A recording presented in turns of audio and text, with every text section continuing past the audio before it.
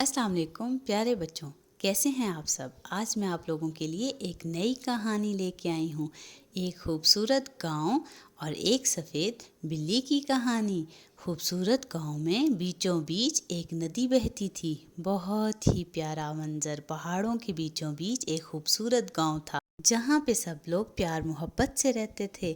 وہیں پہ احمد نامی ایک شخص رہتا تھا، جھونپڑی کے اندر وہ اپنے بچوں کے ساتھ رہتا اور ساتھ اس نے ایک بلی پال رکھی تھی۔ وہ سفید بلی بہت ہی خوبصورت بلی تھی جس کا نام مانو تھا، اور اس کی ہری ہری آنکھوں کی وجہ سے وہ بہت ہی خوبصورت لگتی تھی۔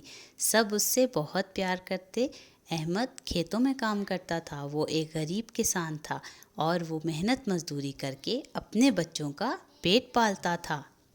احمد دن بھر کھیتوں میں کام کرتا اور شام کو لوٹ کے گھر جاتا تھا، لیکن وہ بے فکر تھا کہ اس نے اپنی بلی کو گھر میں اپنے بچوں کے ساتھ چھوڑ رکھا ہے۔ وہ بلی بہت ہی خوش رہتی تھی، بچوں کے ساتھ کھیلتی اور وہ احمد کے بچوں کا اور گھر کا خیال بھی رکھتی تھی۔ مانو بہت ہی سمجھدار بلی تھی، بہت ہی پیاری۔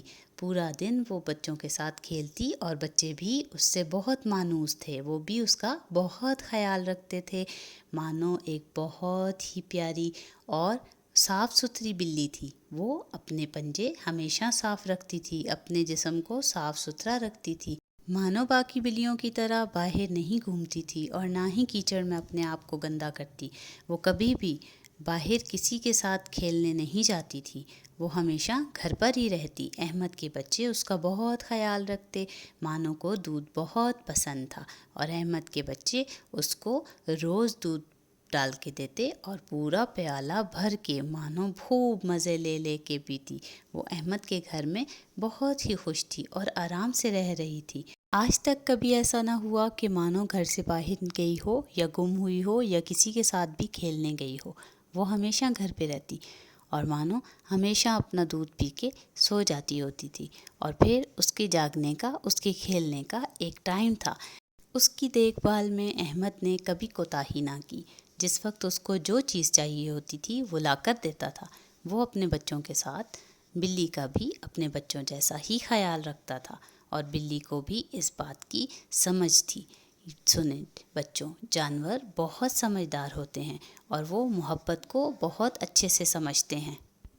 بلی کو دودھ کے ساتھ ساتھ گوشت اور روٹی بھی بہت پسند تھے، اور یہ بات احمد اور اس کے بچوں کو بہت اچھے سے معلوم تھی۔ اس لیے گھر میں جب بھی گوشت پکتا تھا یا روٹی بنتی تو بلی کو بھی ساتھ ہی گھر کے فرد کی طرح اس کو بھی پلیٹ میں رکھ کے کھانا دیا جاتا۔ بلی بہت خوش ہوتی، اور جس دن تو گوشت ہوتا اس دن تو اس کی عید ہوتی تھی۔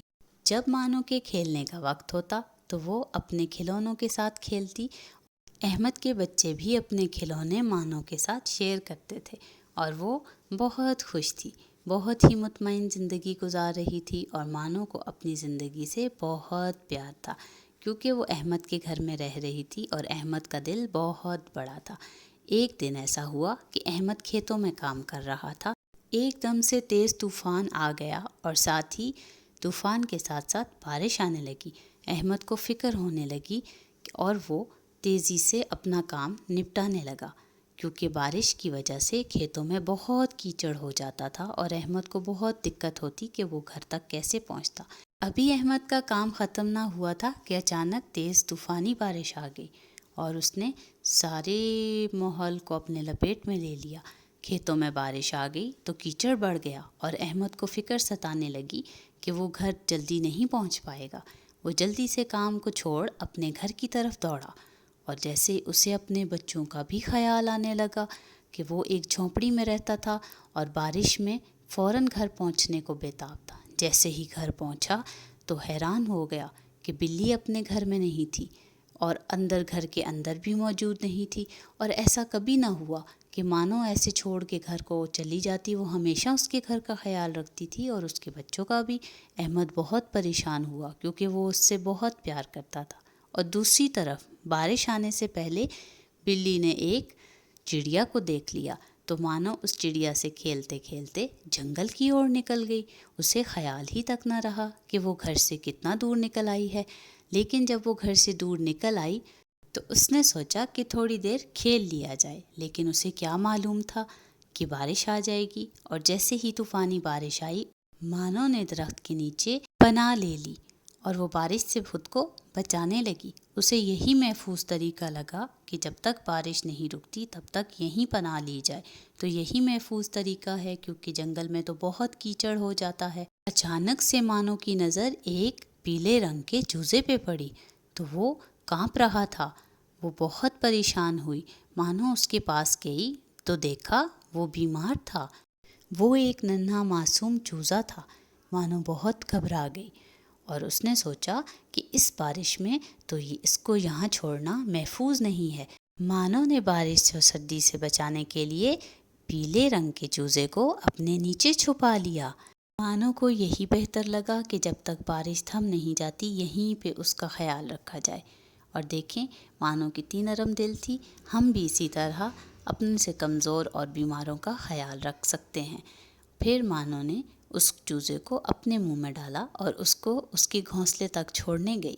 اس کے گھر تک چھوڑ کے آئی اور چوزا اب اس کو کچھ بہتر لگ رہا تھا، لیکن پھر بھی اس نے یہی مناسب سمجھا کہ اس کے پاس بیٹھ کر اس کی دیکھ بھال کی جائے۔ مانو جانتی تھی کہ اس کو اکیلا چھوڑنا محفوظ نہیں ہے جب تک اس کے مالک نہ آ جائیں۔ دوسری طرف مانو جیسے ہی احمد کے گھر واپس پہنچی تو اس کے بچے خوشی سے نہال ہو گئے کہ وہ تو مانو کو دیکھ کے کھیلنے لگے۔ مانو کے بغیر تو گھر کا ماحول سونا سونا ہو گیا تھا اور بچے بھی بہت اداس ہو گئے تھے۔ بچے کیا، احمد خود بہت ہی پریشان تھا، بہت اداس تھا، لیکن اب گھر کا ماحول خوشی میں بدل چکا تھا۔ مانو گھر پہنچی تو اس کو احساس ہوا کہ میرے جانے سے سب لوگ کتنے اداس تھے، تو بچے اس کو دیکھ کے کھیلنے لگے کیونکہ مانو تو ان کے گھر کے فرد جیسی ہی تھی اور وہ ان کو کبھی بھی الگ نہیں سمجھتے تھے۔ پھر مانو احمد سے ملی، احمد نے گود میں اٹھا لیا۔ احمد بہت خوش تھا کیونکہ وہ بہت ہی معصوم اور پیاری بلی تھی، اور جب سے وہ ایک چھوٹے بچے کی طرح تھی تب سے احمد نے اس کو پالا پوسا تھا اور اس کا خیال رکھا تھا۔ پھر احمد نے اس کو کھڑکی پہ بٹھایا اور اس کے ساتھ باتیں کرنے لگا، اور پھر آج اس کو ایسا فیل ہو رہا تھا کہ مانو جیسے بہت اداس ہو۔ اس کو سمجھ نہ آئی کہ اس کی اداسی کی وجہ کیا ہے۔ وہ گھر آ کے واپس ویسے ہنس کھیل نہیں رہی تھی، تو مانو اس کو اپنے ساتھ کھیتوں میں لے گئی۔ احمد سمجھ نہیں پا رہا تھا لیکن جانتا تھا کہ کوئی نہ کوئی وجہ ضرور ہے کہ مانو کے گھر کے باہر رہنے کی، اور اس وجہ سے وہ جاننا چاہتا تھا۔ خیر وہ اس کے پیچھے چل پڑا۔ مانو اس کو کھیتوں میں لے گئی اور راستہ بتانے لگی۔ احمد بھی اس کے ساتھ پیچھے پیچھے جانے لگا، لیکن پہلے احمد نے اس کو اچھا سا نہلا لیا اور اس کو صاف ستھرا کیا، کیونکہ مانو اب کھیتوں سے واپس آنے کے بعد بہت زیادہ گندی ہو چکی تھی، لیکن احمد جانتا تھا کہ وہ اس کو کہیں لے جانا چاہ رہی ہے۔ چلیں وہ مانو کے ساتھ کھیلنے لگا اور اس کو نہا کے تولیے سے صاف کر لیا۔ پھر جہاں مانو جانا چاہتی تھی وہ وہاں اس کے ساتھ گیا، تو اس کو سمجھ میں آئی کہ مانو چوزوں کے پاس اس کو لے جانا چاہ رہی ہے۔ وہاں پہ ایک چوزا، اب وہ بالکل تندرست تھا، جو پہلے بیمار تھا، جس کی مانو نے دیکھ بھال کی تھی اور بارش سے اسے بچا کے اس کے گھر تک محفوظ پہنچایا تھا۔ وہ اب بہت ہی پیارا سا ننھا ہنس کھیل رہا تھا۔ مانو یہ دیکھ کر بہت خوش ہوئی اور وہ خوش تھی کہ اب وہ اپنے مالک کے پاس محفوظ ہے۔ اگر وہ اس کو جنگل میں اکیلا چھوڑ دیتی تو کوئی جنگلی جانور اس کو کھا جاتا اور پھر مانو کو بہت زیادہ دکھ ہوتا۔